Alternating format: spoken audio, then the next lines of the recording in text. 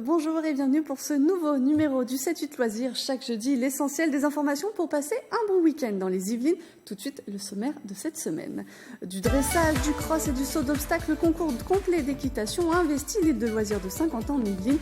3 jours de compétition qui débutent le vendredi 11 octobre. Une activité conviviale qui s'adresse à tous les publics. La marche nordique fait travailler jusqu'à 90% des muscles du corps. L'Union athlétique de Versailles invite à la découvrir ce dimanche. Et l'agenda complet de vos sorties au programme du modélisme, de la bande dessinée et un retour dans le passé. La marche nordique est apparue en France en 2005, une pratique développée à partir de 2009 par la Fédération française d'athlétisme. Ce dimanche se tient la première édition de la Nordique Royale organisée par l'Union athlétique de Versailles. L'occasion d'aller supporter les participants et pourquoi pas la tester. À TV78, on s'y est essayé. Michael Elmidoro pour la technique. C'est un sport venu tout droit des pays nordiques, pas besoin de beaucoup de matériel pour le pratiquer, juste des bâtons. La marche nordique, allons la découvrir. Bonjour Armelle. Bonjour Mélanie. Quels sont les bienfaits de ce sport ? Eh bien, c'est une marche dynamique qui se pratique dans la nature, le plus souvent dans les parcs et forêts environnants, ici à Versailles. Il y a besoin d'un grand niveau ou c'est adapté à tout le monde ? C'est adapté à tout le monde. Il faut être en forme, il y a quelques petites contre-indications si on a des problèmes de tendinite, mais sinon c'est ouvert à tout le monde. Eh ben, on peut le découvrir ? Bien sûr. J'imagine, on voit les participants, on commence par un échauffement, c'est ça ? Bien sûr. Alors c'est parti.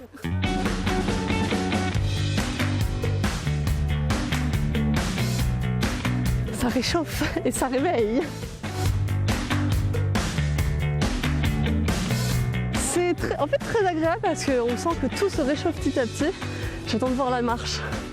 Un échauffement nécessaire de tout le corps, la marche nordique sollicite jusqu'à 90% de nos muscles. Armelle, nous voilà bien échauffés. On va partir sur la marche, mais on a des bâtons. J'imagine qu'il y a une manière spéciale de s'en servir. Oui, tout à fait. Le bâton nous sert à nous propulser. Donc pour ça, c'est important de lancer son bras vers l'avant. Le bras est plutôt tendu. Passage de hanche et ensuite on va planter le bâton derrière. Et on a toujours un bras et une jambe opposée. Et le bâton se plante derrière la fesse. D'accord.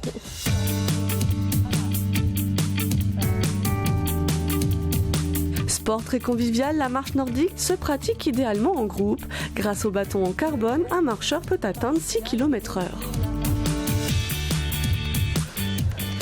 Très vite, la marche devient naturelle. Alors si vous aussi vous voulez essayer, une séance d'initiation est prévue le dimanche 13 octobre à 10h30 et ça commence dès l'âge de 16 ou 17 ans.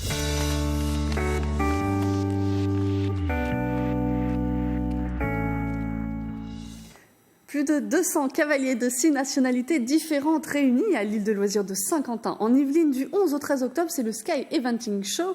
Et pour en parler avec nous, Karine Piccinini, bonsoir. Bonsoir. Alors vous êtes responsable du Sky Équitation qui accueille la compétition. Oui. Les cavaliers ont été accueillis aujourd'hui, tout va bien, tout le monde est là. Ils sont en train d'arriver, là petit à petit, entre aujourd'hui et demain, ils s'installent tranquillement, tout se passe bien. Alors comment le club en est venu à accueillir et à organiser une telle compétition ? C'est un petit peu un challenge pour nous. On a déjà organisé des compétitions de niveau inférieur, donc club, amateur ou pro. Et là, c'était un petit peu notre défi, notre challenge, d'organiser cette compétition de haut niveau. Donc ça, on s'est tous un petit peu fédérés autour de cet événement. Et voilà, ça s'est mis en place petit à petit. Et puis là, voilà, on y est, c'est le jour J. C'est vous qui vous êtes porté volontaire ? C'est la fédération qui est venue vers vous ? Non, c'est nous, l'équipe, d'une manière générale, voilà, le mouvement d'ensemble qui s'est porté candidat pour organiser ça à Sky Équitation. C'est un moyen de faire découvrir Sky Équitation aussi, tout ce que vous également proposez. Un moyen de nous ouvrir un petit peu au public. L'île de loisirs sera ouverte du coup ce week-end, les barrières seront ouvertes. Ça permet aux gens de venir découvrir Sky Équitation aussi, puisqu'on accueille quand même, nous, des cavaliers. C'est notre métier. On leur apprend à monter à cheval dès l'âge de 2 ans. Donc ça permet de s'ouvrir un petit peu à l'extérieur au public. C'est un beau spectacle. Donc j'invite vraiment tout le monde à venir ce week-end. Ça va être du beau spectacle. Parce que ce week-end, c'est un concours complet. Oui. Donc si je ne fais pas d'erreur, c'est 3 épreuves. C'est 3 disciplines, tout à fait. Donc on a d'abord une discipline de dressage, on a une discipline de saut d'obstacles, donc sur un grand parcours d'obstacles qui est sur la carrière, et on a une discipline de cross-country, donc qui va se courir sur les 6 hectares de cross vallonnés que nous avons la chance d'avoir là-bas à Sky Équitation. Ça veut dire que les compétiteurs ont les capacités d'être sur les 3 épreuves qui sont pourtant très différentes? Oui, qui sont pourtant très différentes. C'est ce qu'on appelle des complétistes, donc, et les chevaux sont pareils. Donc c'est des cavaliers des chevaux qui sont performants et entraînés sur ces 3 disciplines. Alors la particularité, c'est qu'en plus, il y a des professionnels, mais il y a aussi des amateurs. On aura de tous les niveaux. Amateurs. Voilà, vous avez vraiment de tous les niveaux, hein, de l'amateur qui commence à se mettre en concours complet au pro de la discipline, dont c'est le métier. Est-ce que c'est un moment important dans la saison d'un cavalier, oui. Une telle compétition? Oui, les concours internationaux, c'est des qualifications aussi pour ces cavaliers pour faire d'autres choses, pour la préparation de leurs chevaux. Donc c'est toujours des échéances qui restent importantes. Hein. Alors vous avez parlé, les barrières sont ouvertes, c'est-à-dire qu'en plus c'est gratuit. Oui, c'est ça. Les barrières vont être ouvertes, donc les gens vont pouvoir venir découvrir cette île de loisirs, découvrir Sky Équitation tout le week-end. Alors, découvrir, mais c'est-à-dire ils vont pouvoir voir, ils vont pouvoir tester. Ils vont pouvoir voir déjà effectivement tout ce concours, ce beau spectacle. Et nous, on organise nos baptêmes poney également. Donc s'il y a des enfants qui sont là, c'est l'occasion aussi de commencer à mettre le pied à l'étrier. Est-ce qu'il y a des inscriptions à prévoir pour les ateliers? Non. C'est en continu toute l'après-midi de 14h à 18h. Ils peuvent venir faire leur petit tour à poney. C'est porte ouverte, ils viennent quand ils veulent. On disait tout à l'heure, il y a 3 disciplines. Est-ce que ça va se passer en même temps ou est-ce que l'emploi du temps est cadré par rapport aux disciplines? Alors, on a un emploi du temps qui est cadré par rapport aux disciplines, mais dans l'organisation et par rapport au grand nombre de cavaliers qu'on accueille, il y a des disciplines. L'obstacle va se passer en même temps que le cross. Pour certains cavaliers, voilà, quand il y en aura sur le CSO, il y en aura aussi sur le cross et inversement. Il va peut-être falloir choisir. Voilà, c'est l'occasion en fait de pouvoir tout voir en venant, parce qu'il y aura des cavaliers qui seront en train de dérouler leur reprise de dressage, le saut d'obstacle, ça permet de tout voir du coup. Donc c'est intéressant aussi. Il y aura vraiment beaucoup d'activités. Est-ce qu'il y a d'autres échéances peut-être? Si jamais on rate ce rendez-vous-là, Alors après on organise international, pas tout de suite. Hein. Là on se lance, c'est le premier. Je pense qu'on en refera. Par contre tout au long de l'année, nous on organise quasiment 2 fois par mois. Hormis pendant l'hiver 1 fois par mois, on organise des compétitions les dimanches, que ce soit de l'obstacle, du dressage ou du concours complet. Donc faut pas hésiter, sur notre site internet, tout est indiqué et il ne faut pas hésiter à nous appeler si besoin.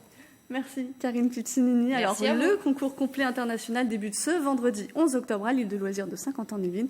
Et maintenant, on parle de culture.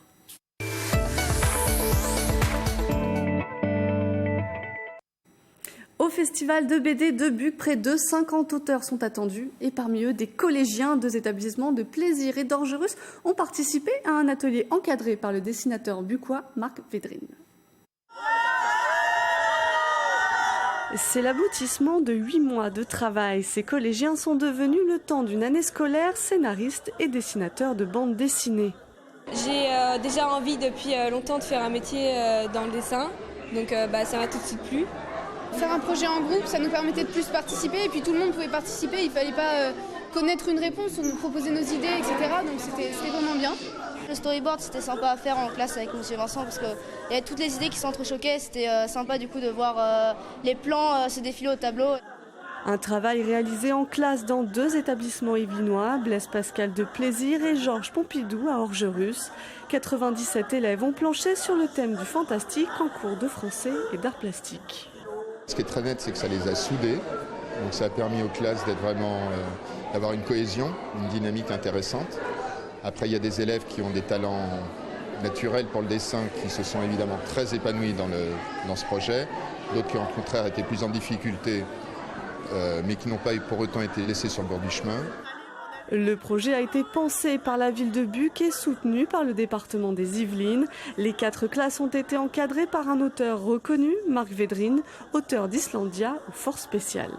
Quand on n'est pas du métier, on ne réalise pas à quel point réaliser une bande dessinée, ça demande beaucoup de rigueur, beaucoup de travail.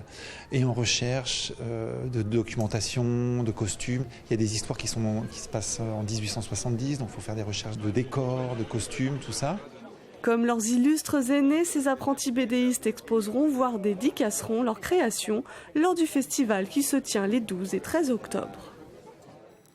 Un mot de cinéma à présent. Cette semaine, c'est Gaël Pinault du Grenier à sel de Trappes qui donne rendez-vous. On l'écoute.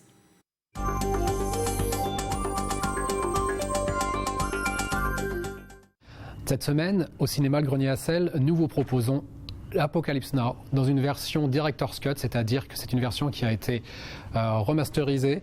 L'image et le son ont été remasterisés. L'image est en ultra haute définition 4K, donc on va bien en profiter sur notre projecteur Sony 4K. Et le son a été remixé en 5 points.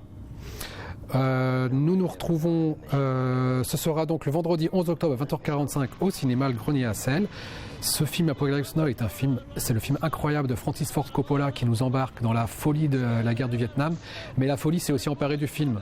Le tournage s'est éternisé dans la jungle des Philippines. Marlon Brando arrive sur le tournage, il est obèse et il ne connaît pas son texte. L'acteur principal qui est Martin Sheen, il fait une crise cardiaque en plein tournage et évidemment il y a plein d'autres mésaventures sur la post-production. Donc ce film qui sera le vendredi 11 octobre à 20h45, il fait partie de notre programmation annuelle de films de patrimoine. Le prochain rendez-vous sera pour Halloween avec l'étrange Noël de Monsieur Jack le 2 novembre. Venez en famille et déguisés pour mettre de l'ambiance.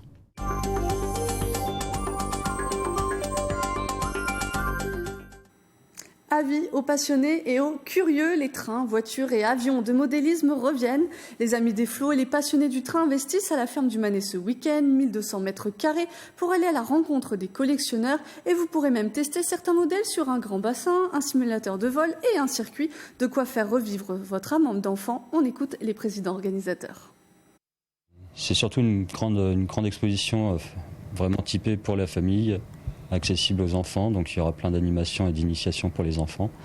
Ils pourront faire naviguer les bateaux, faire rouler les voitures, s'essayer au pilotage d'avions radiocommandés. En fait, il ne faut pas oublier qu'on crée des jouets, quoi. On fabrique des jouets.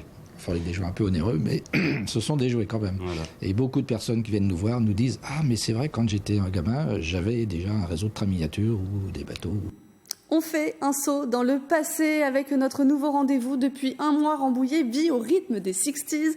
Des ventes aux enchères, une projection de films, une balade en 2 roues. Le Lions Club de Rambouillet multiplie les animations au profit d'œuvres caritatives. Écoutez. Le slogan, c'est 60 jours d'animation sur les années 60 pour les plus de 60 ans en difficulté. Alors notamment les malades d'Alzheimer. Vous savez que le Lions Club a lancé les centres d'accueil du jour Alzheimer. Et nous en avons un à Rambouillet. Il y aura ensuite les personnes qui ont des problèmes de vue, bibliothèque sonore, la vue qui baisse après 60 ans, les handicaps physiques et mentaux. C'est la fin de ce 7-8 loisirs. Merci de nous avoir suivis. On se retrouve jeudi prochain pour un nouveau numéro.